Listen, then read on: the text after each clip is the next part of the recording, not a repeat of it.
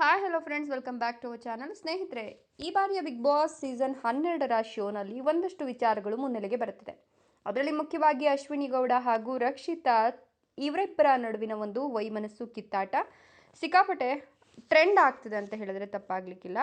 ಕಿಚ್ಚ ಸುದೀಪ್ ಅವರು ಕೂಡ ಈ ವಿಚಾರವಾಗಿ ಒಂದಷ್ಟು ವಿಚಾರವನ್ನು ಇಟ್ಕೊಂಡು ಸ್ಪರ್ಧಿಗಳಿಗೆ ಬುದ್ಧಿವಾದವನ್ನು ಹೇಳಿದ್ದು ಆಯಿತು. ಇದೀಗ ಈ ವಾರ ರಕ್ಷಿತಾ ಶೆಟ್ಟಿ ಹೆಸರು ಕೇಳಿ ಬರ್ತಾ ಇತ್ತು. ಅಶ್ವಿನಿ ಗೌಡ ಅವರಿಗೆ 4 ಬಾರಿ ಚಪ್ಪಲಿ ತೋರಿಸಿದ್ದಾರೆ ಅಂತ ಹೇಳಲಾಗ್ತಿದೆ. ಹಾಗಾದರೆ ಅಸಲಿಗೆ ಸತ್ಯ ಏನು? ಇವರಿಬ್ಬರ ಮಧ್ಯೆ ಮನಸ್ತಾಪ ಉಂಟಾಗಲಿಕ್ಕೆ ಕಾರಣ ಏನು ಹೇಳ್ತಾ ಹೋಗ್ತೀನಿ. ಅದಕ್ಕಿಂತ ಮೊದಲು ನೀವು ನಮ್ಮ ಚಾನಲನ್ನು ಸಬ್ಸ್ಕ್ರೈಬ್ ಮಾಡ್ಕೊಂಡಿಲ್ಲ ಅಂದರೆ ನಮ್ಮ ಚಾನಲನ್ನು ಸಬ್ಸ್ಕ್ರೈಬ್ ಮಾಡಿಕೊಂಡು ಪಕ್ಕದಲ್ಲಿ ಬರ್ತಕ್ಕಂಥ ಬೆಲ್ ಐಕಾನ್ ಮೇಲೆ ಮರೀದೆ ಕ್ಲಿಕ್ ಮಾಡ್ಕೊಳ್ಳಿ.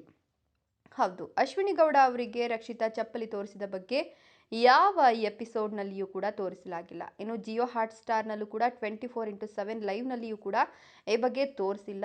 ಆದರೂ ಕೂಡ ಅಶ್ವಿನಿ ಗೌಡ ಅವರು ಕಿಚ್ಚ ಸುದೀಪ್ ಮುಂದೆ ಮಾತಾಡೋದು ಒಂದು ರೀತಿ ಆಗಿರುತ್ತೆ. ಜಗಳ ಆಡಬೇಕಾದ್ರೆ ಜಗಳ ಆಡ್ತಿದ್ದೀರಾ ಅಂತ ಅನಿಸೋದಿಲ್ಲ, ಡ್ಯಾನ್ಸ್ ಮಾಡ್ಕೊಂಡು ಮಾತನಾಡ್ತಾರೆ. ಇದನ್ನು ಅನೇಕರು ನನ್ನ ಜೊತೆ ಚರ್ಚೆ ಮಾಡಿದ್ದಾರೆ. ಕಲಾವಿದರನ್ನ ನಿಂದಿಸ್ತಾರೆ, ಟ್ರಿಗರಿಂಗ್ ಆಗೋ ಥರ ಮಾತನಾಡ್ತಾರೆ, 4 ಬಾರಿ ಚಪ್ಪಲಿ ತೋರಿಸಿ ಮಾತನಾಡ್ತಾರೆ ಅಂತ ಹೇಳ್ಕೊಂಡಿದ್ರು. ಕಿಚ್ಚನ ಪಂಚಾಯಿತಿಯಲ್ಲಿ ಕಿಚ್ಚ ಸುದೀಪ್ ಅವರು ಕೂಡ ಈ ವಿಷಯದ ಬಗ್ಗೆ ಮಾತನಾಡಿದ್ದಾರೆ. ರಕ್ಷಿತಾ ಹಾಗೂ ಅಶ್ವಿನಿ ಗೌಡ ಮಧ್ಯೆ ಮೊದಲಿನಿಂದಲೂ ಮನಸ್ತಾಪ ಇದೆ. ಈಗ ಆ ಮನಸ್ತಾಪ ಇನ್ನಷ್ಟು ಹೆಚ್ಚಾಗಿದ್ದು ಈ ಒಂದು ಬಿಗ್ ಬಾಸ್ ಸೀಸನ್ 12ರ ಶೋನಲ್ಲೂ ಇದು ಮುಂದುವರೆದಿದೆ. ಈ ವೇಳೆ ಕಾಲೇಜು ಬಿಟ್ಟರೆ ಇಡೀ ವಾರ ರಕ್ಷಿತಾ ಶೆಟ್ಟಿ ಹೆಸರು ಓಡಾಡ್ತಾ ಇದೆ. ಅಂದರೆ ಕಾಲೇಜ್ ಟಾಸ್ಕನ್ನು ಕೊಟ್ಟಿರ್ತಾರೆ.